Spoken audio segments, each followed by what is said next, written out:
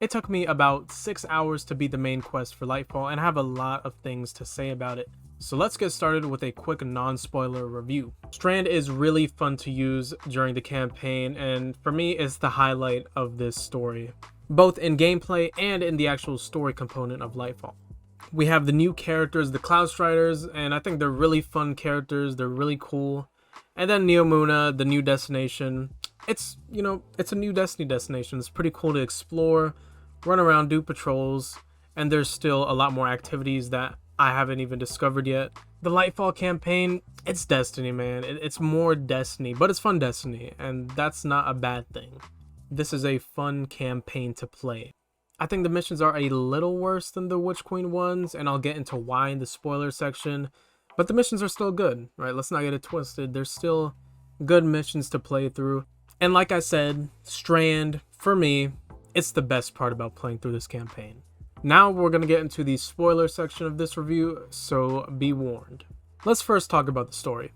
I think Lightfall succeeds at one portion of the main theme it's going for, a race against the apocalypse. The race part is accurate, right? While playing through the missions, you really feel the push that Osiris and the Cloud Striders are making towards reaching the Veil and reaching it before Callus.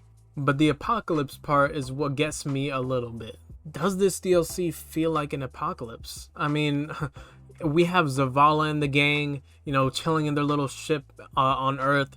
You have the Elixni, they just seem to be, hanging around down on the tower. And my point is, you don't really see any of these characters doing anything when this is supposed to be like the end of the world, right?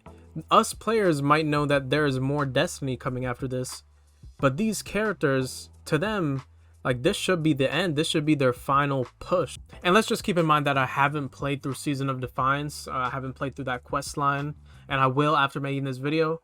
But the DLC is Lightfall, right? That we should be expecting some sort of apocalyptic feel in Lightfall, but I feel like Lightfall doesn't really feel like that at first glance. So yeah, the apocalyptic stakes of this campaign don't seem to be 100% there at first.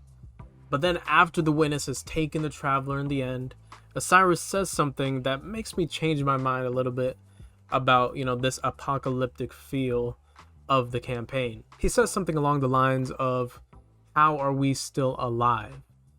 Like, we should not be alive after this. And then he follows that by saying something like, it seems the witness was only after the traveler.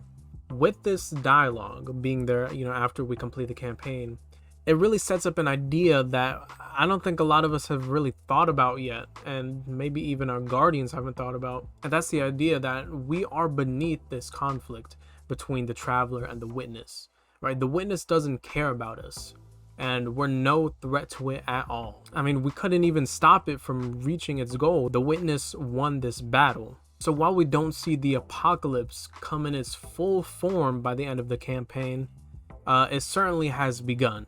I mean, the marketing for this DLC did include the line, "Our end begins," after all. I guess we'll have to wait for the later seasons and then, of course, the final shape to really see the true apocalypse. I still wish more people died, though.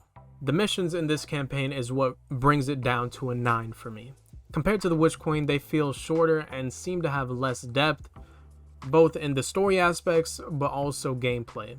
Now, I would be lying if I said this didn't make sense for what Lightfall is meant to be, and that is a blockbuster.